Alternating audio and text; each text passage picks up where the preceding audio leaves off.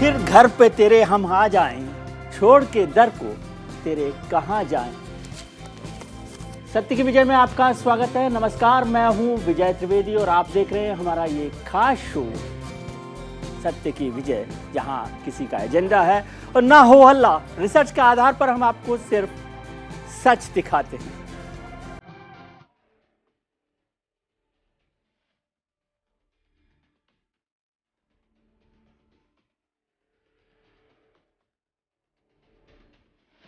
मेरे मकान टूटने वाले हैं। हम लोग बहुत परेशान हैं। ऐसा लगता है कि कल जीवित रहेंगे या नहीं रहेंगे। विकास ही इसका विनाश बन रहा है। भगवान बद्री विशाल ही इसकी रक्षा करे।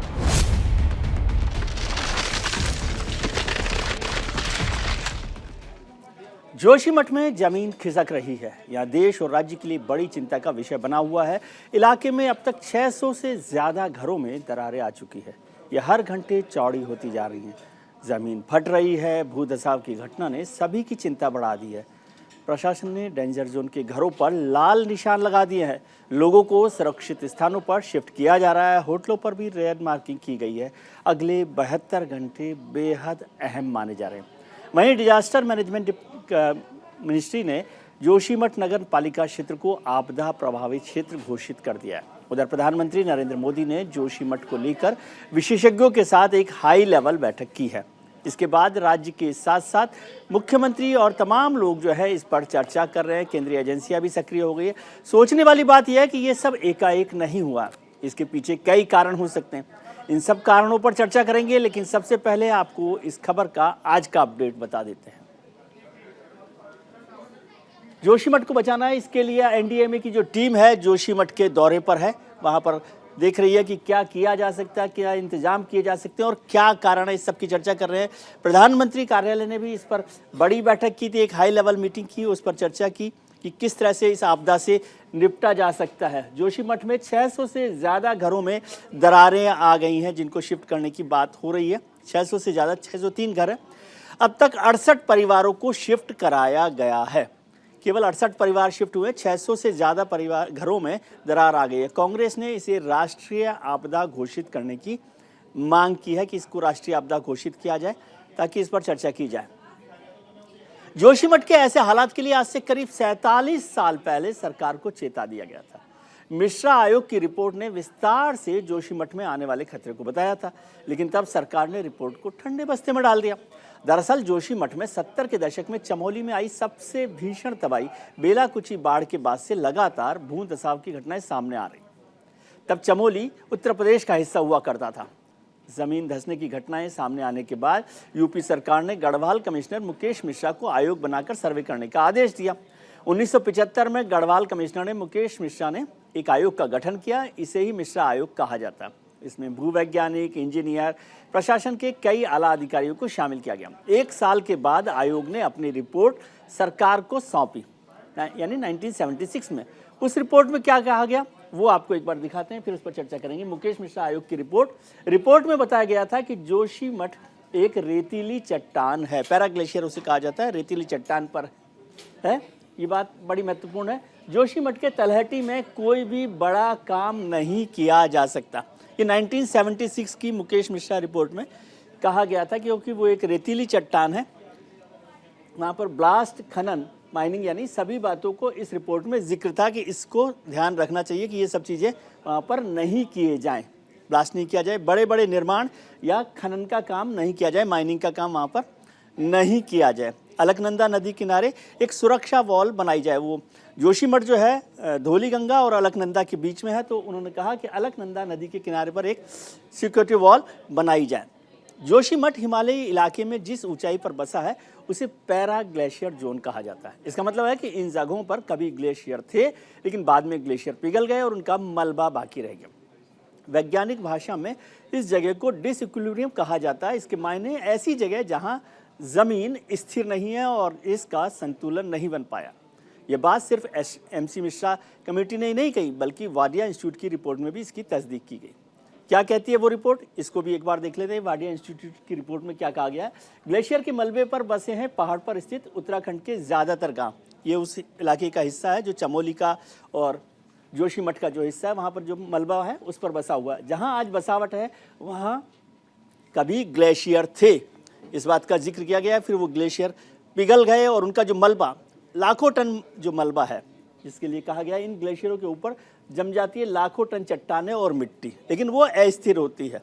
चट्टान मलबा होता है, लाखों साल बाद ग्लेशियर की बर्फ पिघलती है और मिट्टी पहाड़ में बदल जाती है, और इनको नया हिमालय भी कहा जाता है। जोशीमठ के 5 किलोमीटर के दायरे में किसी तरह का कंस्ट्रक्शन मटेरियल ना किया जाए डंप, ये भी उस रिपोर्ट में कहा गया, वाडिया इंस्टीट्यूट की रिपोर्ट में, कि कोई कंस्ट्रक्शन मटेरियल को वहाँ पर डंप नहीं किया जाना चाहिए जोशीमठ के 5 किलोमीटर के दायरे में।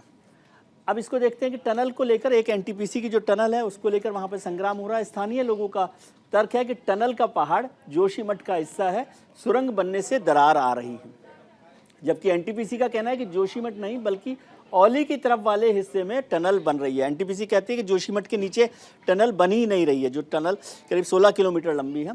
स्थानीय लोगों का कहना है कि सुरंग खोदकर पहाड़ पर बनाया जा रहा है दबाव, उससे दबाव बन रहा है क्योंकि सुरंग अंदर खोदी गई है। एनटीपीसी का कहना है इन सीटू रॉक यानी सदियों से स्थिर चट्टान को काटकर ये टनल बनाई जा रही है, कि इसका कोई असर उस पर नहीं दिखाई दे रहा। शहर में पानी के रिसाव की असल जिम्मेदार एनटीपीसी की टनल है, ये स्थानीय लोगों का कहना है, जबकि एनटीपीसी कहती है कि टनल शहर से 1 किलोमीटर दूर और इसमें पानी का रिसाव नहीं है। तो दोनों लोगों की बात अलग अलग है। स्थानीय लोग कहते हैं कि एनटीपीसी सुरंग के लिए विस्फोटकों का इस्तेमाल किया जा रहा है, जबकि उन्होंने कहा कि विस्फोटक नहीं बल्कि टीबीएम मशीन के से इसका किया जा रहा है, ड्रिलिंग की जा रही है, जिसमें विस्फोटक का इस्तेमाल नहीं किया गया। जी, जोशीमठ के हालात पर जहां सरकार की नज़र है, तो वहीं विपक्षियों ने इसे राष्ट्रीय आपदा घोषित करने की मांग की है। क्या कुछ कहना है इस पर सरकार और विपक्ष का, इसको सुन लेते हैं, फिर चर्चा करेंगे। सब लोग एक टीम के रूप में काम करें, सभी लोग मिलकर, सरकार है, सामाजिक संगठन है, राजनीतिक संगठन है, हमारी सबकी पहली प्राथमिकता है कि जोशीमठ शहर बचना चाहिए और लोगों की जान माल की सुरक्षा होनी चाहिए। जहां सभी लोगों से मैंने मिलकर भी वैसे भी अनुरोध किया है और लोग लगे भी हैं, सब लोग अब इस काम पर लग गए हैं। और जो खतरे की जद में आने वाले 68 मकान थे उन सभी को शिफ्ट किया गया है, और जो एक जोन बना है 600 मकानों से अधिक का, उनको भी वहां से सुरक्षित स्थानों पर ले जाने की कार्रवाई गतिमान है। इस देश में 3 माफिया ना बहुत ताकतवर हैं, एक शराब माफिया, एक खनन माफिया और एक पावर माफिया। तो ये लो हैंगिंग फ्रूट एक शब्द प्रयोग करने लगे हैं आजकल पॉलिसी मेकर्स, कि जो जल्दी हो सके वो करो। तो हाइडल प्रोजेक्ट जल्दी होता है, पर्यावरणविदों को मैनेज करके स्वीकृति ले ली जाती है, उसी का परिणाम है जोशीमठ की घटना। स्थिति बहुत चिंताजनक है, विस्फोटक स्थिति तक चिंताजनक है। किसी समय भी सारा ढांचा कोलैप्स कर सकता है। प्रकृति चेतावनी दे रही है और हम उस चेतावनी के अनुरूप आचरण नहीं कर रहे हैं। एक ही तरीका है कि जोशीमठ को दूसरी जगह बसाया जाए, नया जोशीमठ बनाया जाए। जो कारण हैं जोशीमठ के सिंक करने के, जिसके सब लोगों में चर्चा है, उन कारणों में एनटीपीसी की टनल और दूसरे जो 4 धाम यात्रा के निर्माण कार्य इत्यादि हैं, उन सब पर रोक लगाई जाए। पूर्व केंद्रीय मंत्री उमा भारती ने कहा है कि जोशीमठ आपदा के लिए पावर माफिया जिम्मेदार है। जोशीमठ भेजी गई एक्सपर्ट की टीम ने भी शुरुआती मुआयने में जो आशंका जताई है, उसमें एनटीपीसी के टनल निर्माण को कारण को खारिज नहीं किया गया। ऐसे में सवाल उठता है कि क्या बेतहाशा कंस्ट्रक्शन है जोशीमठ की बर्बादी का कारण? क्या हिमालय ने खतरे की घंटी बजा दी है, या क्या जोशीमठ से हमें सबक लेने की जरूरत है? आज इसी मुद्दे पर चर्चा करेंगे। हमारे साथ जुड़ रहे हैं बेहद खास मेहमान, पर्यावरणविद प्रोफेसर सीके वार्ष्णेय साहब हमारे साथ जुड़ रहे हैं। हिमालय भूगर्भ विज्ञान संस्थान के निदेशक डॉक्टर कलाचंद साई हमारे साथ हैं। एनडीआरएफ के पूर्व डीआईजी डॉक्टर नवीन भटनागर साहब और वरिष्ठ पत्रकार और मेरे मित्र दिनेश मानसेरा साहब भी हमारे साथ जुड़ रहे हैं। आप सबका बहुत बहुत स्वागत है। डॉक्टर साई, सबसे पहले आपसे समझना चाहता हूं कि ये पहेली क्या है। कुछ लोग कह रहे हैं ये नया हिमालय इस वजह से ऐसा हो रहा है, कुछ कह रहे हैं कि ग्लेशियर पिघलने से जो मोरन बना है, या जिस तरह के नए पहाड़ बने हैं मलबा और चट्टानों से, उसकी वजह से ये हो रहा है। कुछ का कहना है कि कंस्ट्रक्शन ऐसा हो गया है। क्या है, कुछ समझाइए हमें। देखिए, अभी जो संकट पैदा हुआ है इसके एक कारण नहीं है जी। इसके साथ मल्टीपल रीजंस एसोसिएटेड है। एक तो चीज़ आपने यहाँ पर दिखाया न्यूज़ में, जो चीज़ वो सभी सही है जी। जो मलबे के ऊपर ही ये टाउन डेवलप हुआ है। जी। जो हम लोग कभी वहाँ पर एक लैंडस्लाइड्स भी आया था आज से 6000 साल पहले, एक अर्थक्वेक का वजह से। जी। एंड इसमें बहुत पहले ग्लेशियर्स भी था, वो जी। ग्लेशियर्स का मलबे से भी वो इस जगह जो हुआ था उसी में ये सिटी और टाउन डेवलप हुआ है। इसके जो फाउंडेशन और बेसमेंट रॉक है जी। वो थोड़ा नाजुक है। एंड उसमें जो क्वार्टजाइट, नाइसिक, क्रिस्टलाइन रॉक्स है, दिस वहाँ पर पानी घुसने से भी वो वेदर हो गया, कमजोर हो गया। जी। उसके ऊपर अगर बहुत ज़्यादा stress because of the heavy constructions आ पड़े तो वो उसको सस्टेन नहीं कर पाता है। जी। एक तो एक चीज़ अभी रिसेंट जो सभी लोग को मालूम है ये जो हो रहा है, इसके अलावा ये जो जोशीमठ सिटी ये पर्टिकुलरली टेक्टोनिकली एक्टिव जोन में है। जी। ये landslide point of view very vulnerable है, जी। क्योंकि इससे 6000 फीट अबव उससे जो डाउन दी स्लोप है, लॉट ऑफ रिवर्स वहाँ पर फ्लो कर रहा है। आपने बताया अलकनंदा, दलीगंगा, तो उसके थ्रू जब पानी फ्लो होता है वो नीचे भी टो कटिंग होता है, जो पर्टिकुलरली लास्ट ईयर में दलीगंगा ऋषिगंगा में बहुत बड़ा एक डेलूज आया था, आपको मालूम है फरवरी में वो रॉक आइस एवेलेंच हुआ था। एंड इसका पहले साल 2021 अक्टूबर में भी बहुत ज़्यादा रेनफॉल हुआ था। जब इतना सारी रेनफॉल होता है तो उसको फ्लो से नीचे का इरोजन भी होता है रॉक का, और उसका बेसमेंट भी उतना स्ट्रांग नहीं है। उसके ऊपर lot of constructions and heavy constructions are going on, तो उसके सस्टेन नहीं कर पा रहा बोल के ये थोड़ा सा सब्सिडेंस हो रहा है, नीचे तरफ सिंक हो रहा है। ठीक है। एंड इसमें सर एक पॉइंट और है जी। इसके जो ड्रेनेज सिस्टम है जो कंस्ट्रक्शन हुआ है because of the pilgrimage, because of lot of tourist, because of the trekking, this is the gateway of Himalayan system. तो लॉट ऑफ डेवलपमेंटल एक्टिविटीज के साथ साथ ये रेस्टोरेंट एंड होटल डेवलप हुआ है, कंस्ट्रक्शन हुआ है, तो वो भी बहुत प्लान वे में बनाया नहीं गया है। तो उसमें नेचुरल फ्लो ऑफ वाटर को हिंड्रेंस हो रहा है, और उसके वजह से दूसरा पाथ से जब पानी जाने लगता है तो उस तरफ भी काफी स्ट्रेस बिल्ड होता है। तो from 3 points of view, naturally and anthropogenically as well as climate induced phenomena से ये जोशीमठ पर्टिकुलर कंप्लीटली स्ट्रेस्ड है, उसके वजह से इतना सारी क्रैक्स डेवलप हो रहा है। जी। प्रोफेसर वार्ष्णेय और डॉक्टर भटनागर के पास जाएं उससे पहले मैं अपने मित्र दिनेश मानसेरा के पास जाना चाहता हूं। दिनेश जी, आप उत्तराखंड को बहुत बारीकी से और बहुत विस्तार से समझते हैं। आज की स्टेटस रिपोर्ट क्या है जोशीमठ की? फिर हम कारणों पर और जो इलाज है उस पर चर्चा करेंगे वार्ष्णेय साहब के साथ, भटनागर साहब के साथ।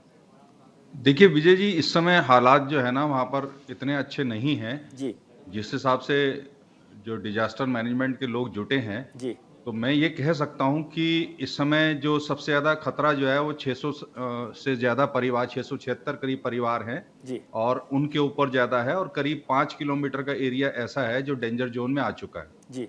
तो मुझे ये लगता है कि सबसे पहले तो जो जितने लोग हैं उनको वहाँ से हटाए जाने की तैयारी होनी चाहिए, और वो हटाए जाना शुरू भी हो गए हैं जी। और रोज पीएमओ से, रोज सीएम ऑफिस से कुछ ना कुछ वहाँ पे एक्टिविटीज हो रही हैं, और प्रशासनिक महकमा इस मामले में लगा हुआ है, और आज 26 डॉक्टर्स भी वहाँ भेज दिए गए हैं, और साथ ही साथ वहाँ पर जितने भी आपदा से रिलेटेड जो एजेंसियां हैं उनको हाई अलर्ट पे रखा गया है, क्योंकि हालात इतने तेजी से बदले हैं, और जो हिसाब से लोगों ने वहाँ आंदोलन शुरू किया, क्योंकि सर्दियां हैं और सर्दियों के बाद जो हालात होंगे, जो भी काम वाम होना है वो सर्दियों के बाद ही होगा। लेकिन इस समय जो दरारें चौड़ी हो रही हैं या दरारों से जो पानी रिस रहा है उसको लेकर के हालात अच्छे नहीं है, इसलिए सारा जो महकमा है वो इस समय कहना चाहिए कि हाई अलर्ट मोड पे है।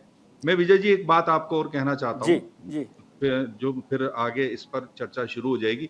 सवाल ये इस बात का सबसे बड़ा उत्तराखंड में उठ रहा है कि हमने त्रासदियों से अभी तक सबक क्यों नहीं लिया।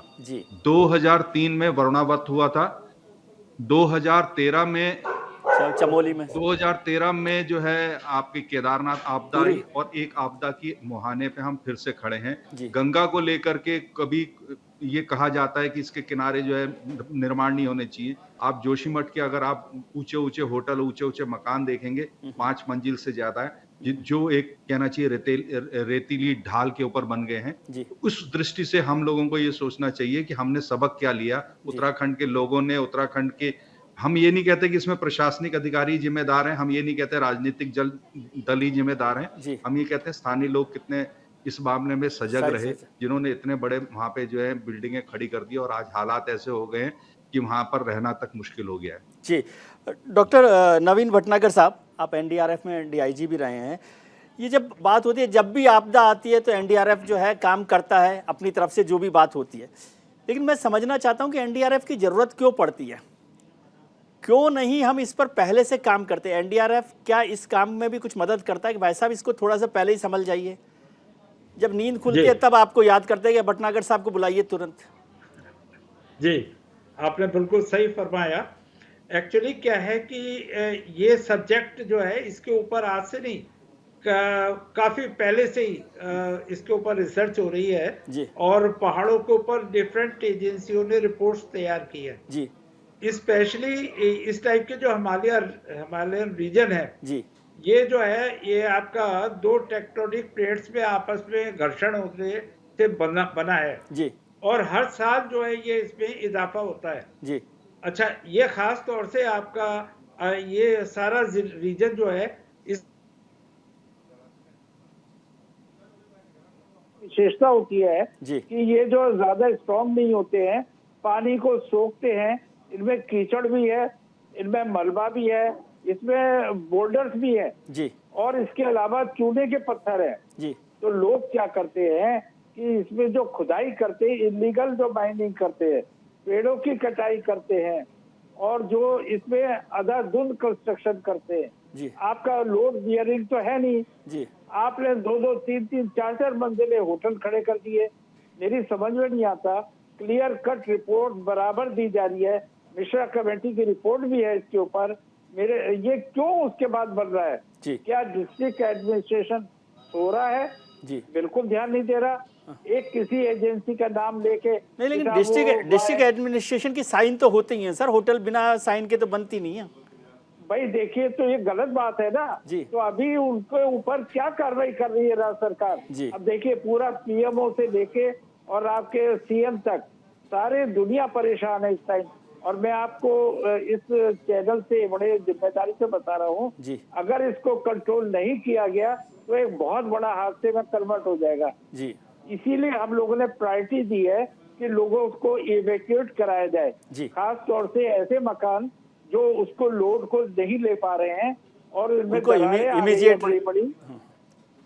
इमीडिएटली बहुत जरूरी है इवैक्यूएट कराना जी। और उनको कहीं दूसरी जगह शिफ्ट करना बहुत जरूरी है जी। क्योंकि देखिए, कभी भी धोखा देगा जी। मेरा एक्सपीरियंस है, मैं आपको बता रहा हूँ, जिस दिन, क्योंकि सिस्मिक जोन 5 में है जी, जिस दिन भी 4.5 से ऊपर का आपका अर्थक्वेक आया, आप ये लिख के रख लीजिए, ये सारी बिल्डिंग धाराशायी हो जाएगी और उसमें कितना नुकसान होगा हम केवल कल्पना, मैं तो प्रैक्टिकल आदमी हूँ, बिल्कुल ठीक, मैंने तो न जाने कितनी जगह डील करा है ये सब चीज जी। मैं आपको फिर बता रहा हूँ जिम्मेदारी से कि इनको हटाना, शिफ्ट करना बहुत जरूरी है।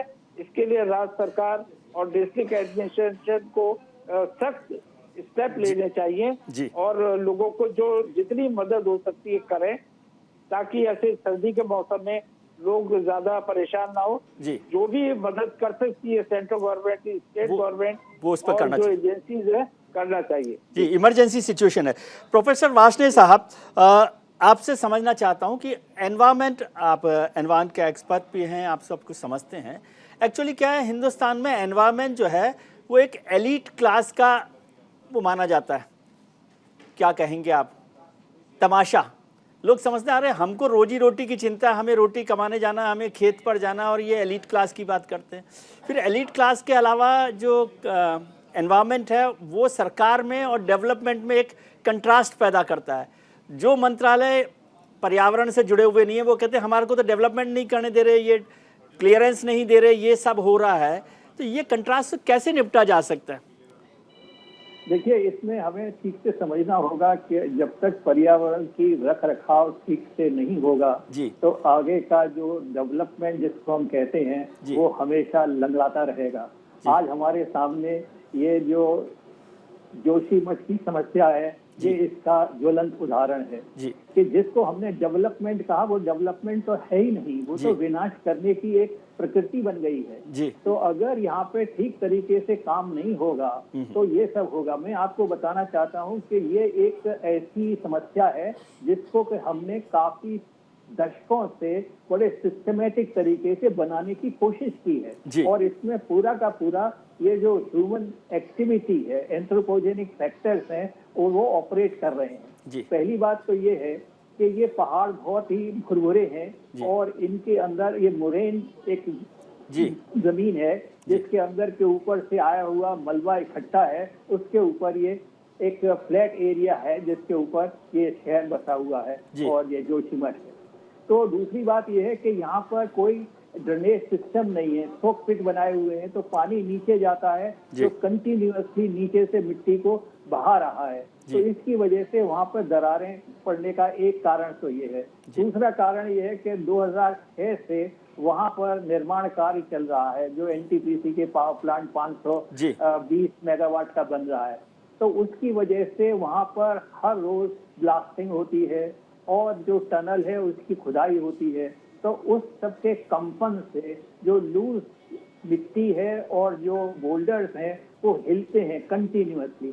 तो जब हिल रहे हैं और ऊपर से कभी क्लाइमेट चेंज और पर्यावरण परिवर्तन की वजह से तेज बारिश होती है और उस वजह से फ्लैश फ्लड भी आई हैं, इन सब की वजह से मिट्टी का कटान बढ़ रहा है और वो चारों तरफ से जो पानी है वो अंदर से रिस रहा है जिसकी वजह से कि ये दरारें पड़ी हैं।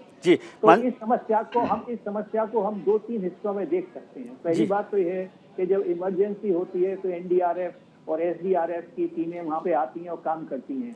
ये तो हुआ एक मानवीय दृष्टिकोण से लोगों को बचाना और उनको राहत पहुँचाना। लेकिन समस्या ये नहीं है, ये इसके अंदर तो हम लोगों ने काफी, मैं समझता हूँ कि काम किया है और कर रहे हैं और चुस्ती से लगे हुए भी हैं। समस्या ये है कि क्या इससे हमको क्या लेसन लिया है और क्या लेसन हम ले रहे हैं।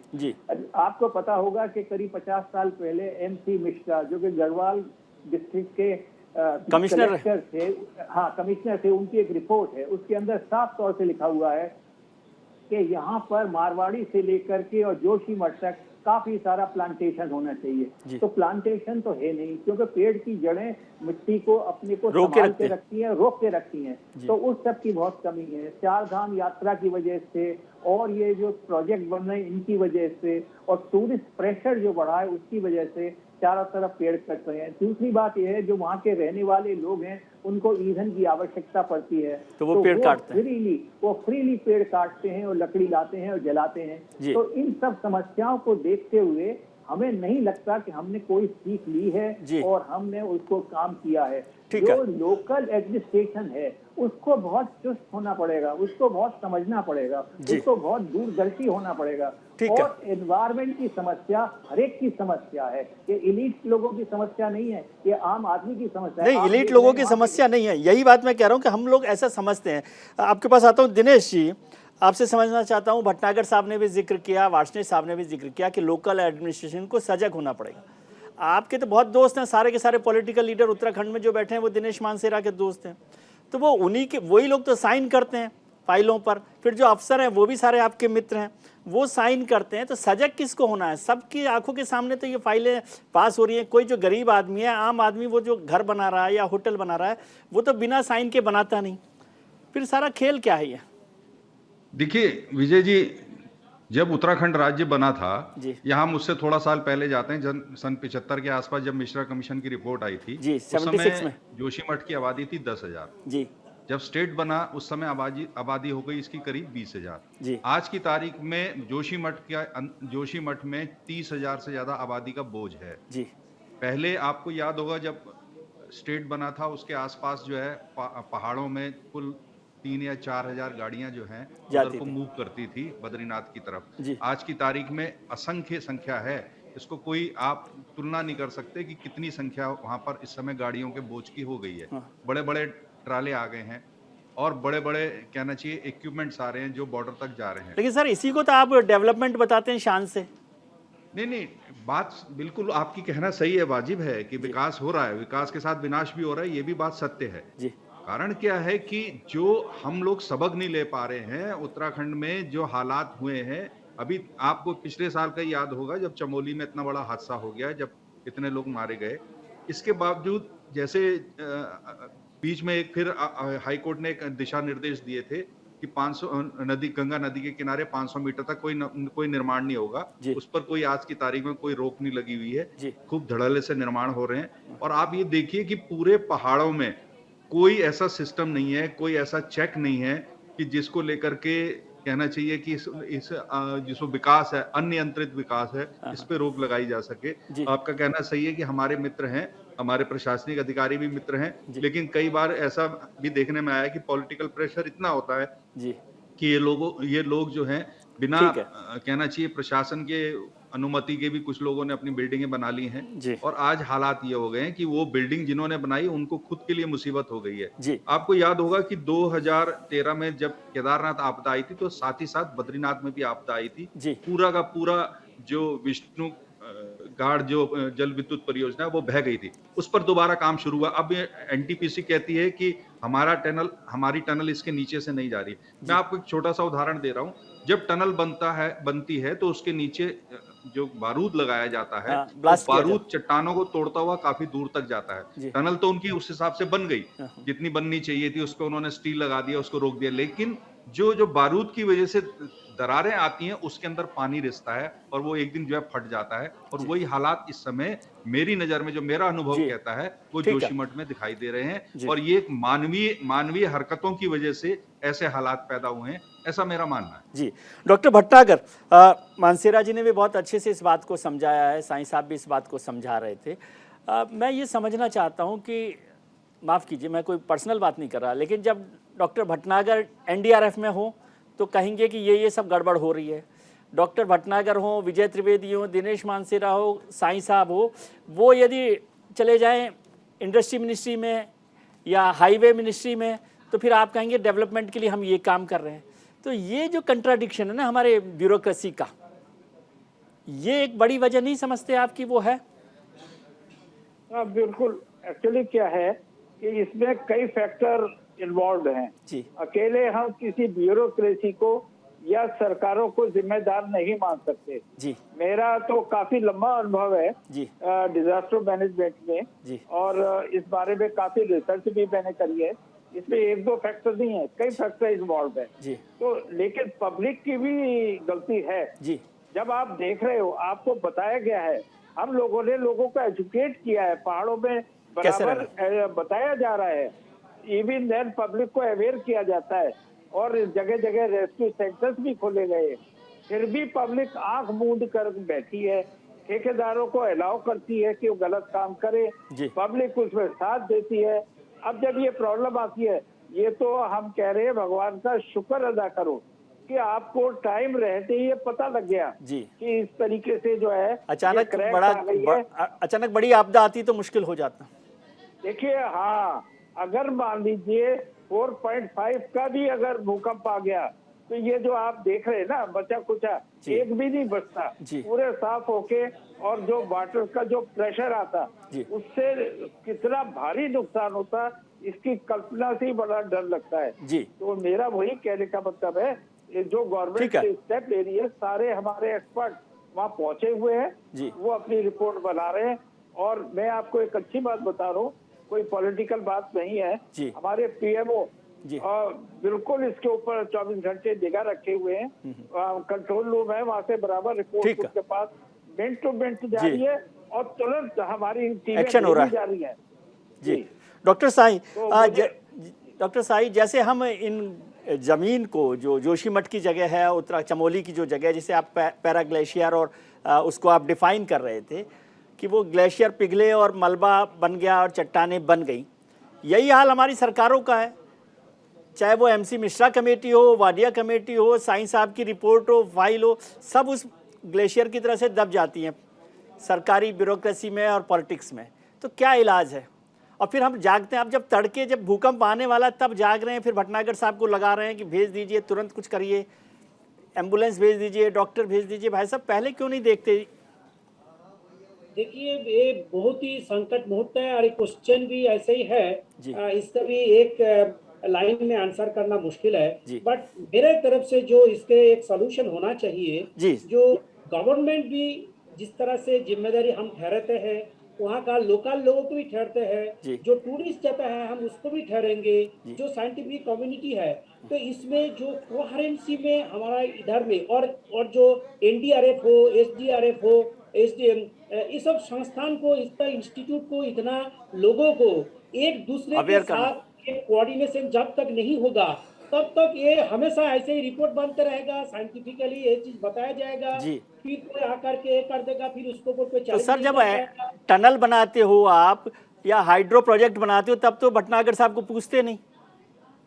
जब टनल बनते हैं उसका पहले तो उसका एक असेसमेंट होता है, जो टनल कहाँ बनना चाहिए, कहाँ नहीं बनना चाहिए, बनना है तो किस तरह से, कौन सा साइंटिफिक वे में बनना चाहिए, ये सब चीज तो साइंटिफिक रिपोर्ट में लिखा रहता है। लेकिन जब एग्जीक्यूशन होता है तब पता नहीं, गलतियां बहुत डायरेक्शन से होता है। मैं जो अभी महसूस कर रहा है सर, ये ऐसा सच नहीं है क्या, मैं माफी चाहता हूँ, ये सच नहीं है क्या कि साईं साहब हैं, मतलब साईं साहब का मतलब डॉक्टर कलाचंद साई का नहीं है, लेकिन जो हमारे मिनिस्टर बैठे हुए हैं, जो ब्यूरोक्रेट्स बैठे हुए हैं या जो विद्वान बैठे हुए हैं, वो क्या करते हैं, मिनिस्टर साहब ने कहा कि नहीं ये सड़क तो इधर से जानी ही चाहिए क्योंकि मेरा इलाका यहाँ पर पड़ता है, असेंबली कॉन्स्टिट्यूंसी है, पार्लियामेंट्री कॉन्स्टिट्यूंसी है।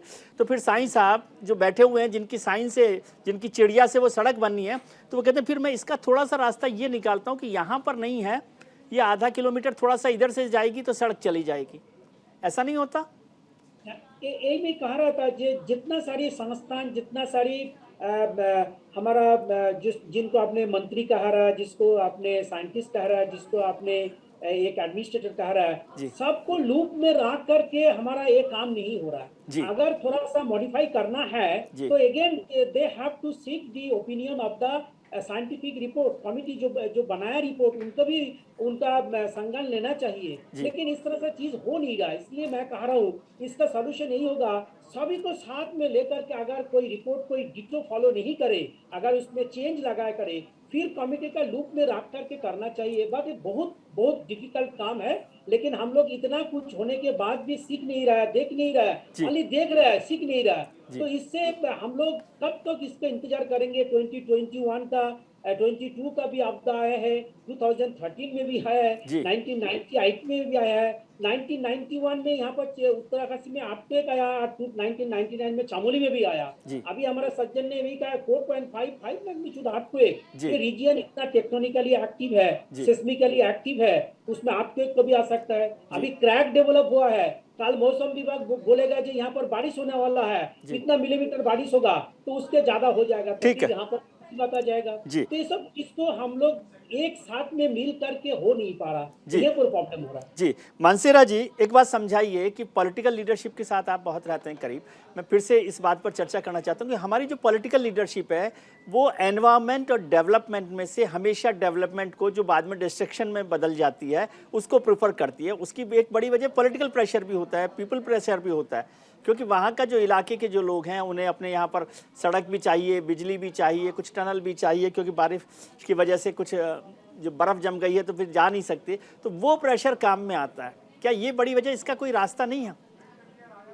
देखिए, रास्ते तो बहुत हैं, लेकिन उसके लिए विल पावर चाहिए होती है, जो कि मुझे नहीं लगता कि बहुत से यहाँ के पॉलिटिकल लीडर्स में है। पॉलिटिकल लीडर्स एक दूसरे के ऊपर आरोप लगाते रहेंगे।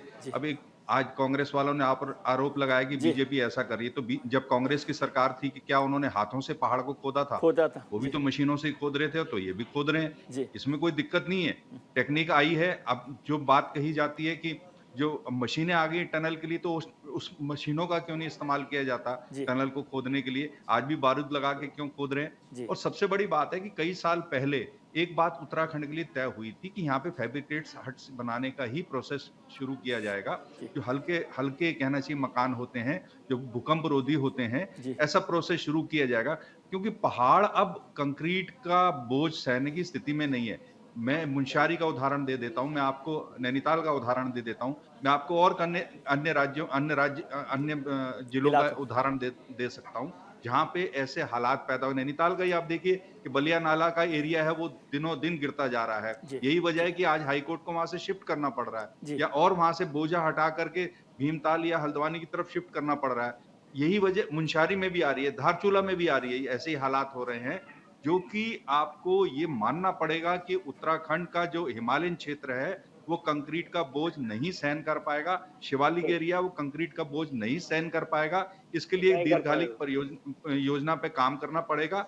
हल्के मकान वहां पे बनाए जाएं, जो कि 20-20 साल 25-25 साल की गारंटी में होते हैं, जैसे जापान में बने हुए हैं या और देशों में बने हुए हैं। उसका यहाँ प्रोसेस होना चाहिए। यहाँ ईंट गारे की जरूरत नहीं है। पहाड़ पहले भी लकड़ी के मकान बना करते थे। जब लकड़ी पहले पहाड़ों में तो लकड़ी के मकान होते थे जी। तो पॉलिटिकल जो विल है वो इस ओर काम करेगी पहाड़ को बचाने के लिए, तभी कुछ आगे कहना चाहिए, सुरक्षा का माहौल बनेगा, नहीं तो मुश्किल है। बहुत अच्छे हालात नहीं है सर जी।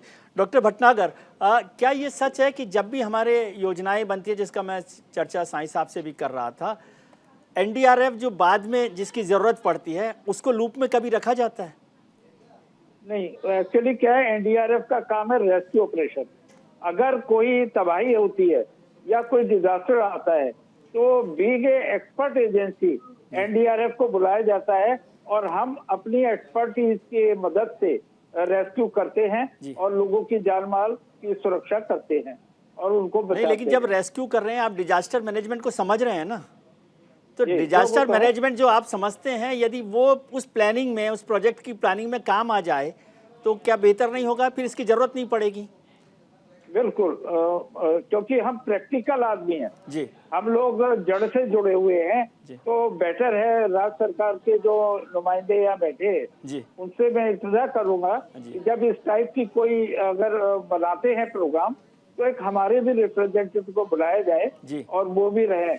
वैसे तो बहुत अच्छी एजेंसी हमारे हिंदुस्तान में है जिसमें NIDM है, इसके अलावा DMI है, रुड़की है, NBCC है। एक से क्वालिफाइड हमारे पास एक्सपर्ट है जो विदेशों तक में जाके अपनी ओपिनियन देते हैं।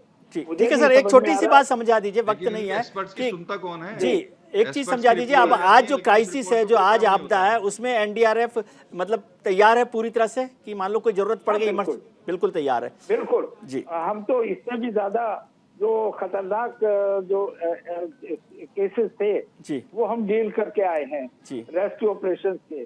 और अभी मैं एक सजेशन देना चाहूंगा, ये जो क्रैक्स आ गई हैं इनके अंदर एक नई टेक्नोलॉजी हमारे पास है इंडिया में, वो ऐसे सीमेंट्स हैं जो प्लगिंग कर देते हैं तुरंत, जो है प्रेशर मशीन से वो प्लगिंग मटेरियल जो है सीमेंटिंग है उससे करके। आपको लगता है कि अभी नया जोशीमठ बनाने की जरूरत है साईं साहब? छोटा सा जवाब, मेरे पास वक्त नहीं है। देखिए, अभी जो इमीडिएट एक्शन लेना चाहिए था वो तो चल ही रहा है। हमारा सज्जन साहब ने भी बताया है, इवैक्यूएशन हो, अबंडनिंग दी टैक्स बिल्डिंग हो और temporary stopping of the activities हो, डेवलपमेंटल एक्टिविटीज। जो इस जगह में दो चीज हमारा नजर में आ रहा है, यहाँ जिस तरह से वल्नरेबिलिटी स्केल में पहुंच गया है, एक कभी भी इसको अगर इमीडिएटली हम लोग एक्शन नहीं लिए, वहां से इवैक्यूएशन नहीं किए, तो दो शंका है। एक तो ये रीजन अर्थक्वेक प्रोन है, सेस्मिक जोन 5 में है। अगर बिकॉज हम लोग अभी भी प्रेडिक्ट नहीं कर पा रहा अर्थक्वेक कब आएगा, अगर अर्थक्वेक आ गया तो जिस कंडीशन में ये अभी है उसमें लैंडस्लाइड आ जाएगा। अभी दूसरा पॉइंट ये है, अभी मौसम विभाग अगर काल बताएगा इतना मिलीमीटर के ऊपर बारिश होने वाला है जोशीमठ में, फिर अभी जितना क्रैक डेवलप हुआ है उसके अंदर पानी घुसकर प्लेन ऑफ बढ़ा देगा। ठीक है साईं साहब, बहुत बहुत शुक्रिया आपका। भटनागर साहब आपका भी शुक्रिया, मानसेरा साहब आपका भी शुक्रिया, वार्षिक साहब आपका भी शुक्रिया कि आपने वक्त निकाला।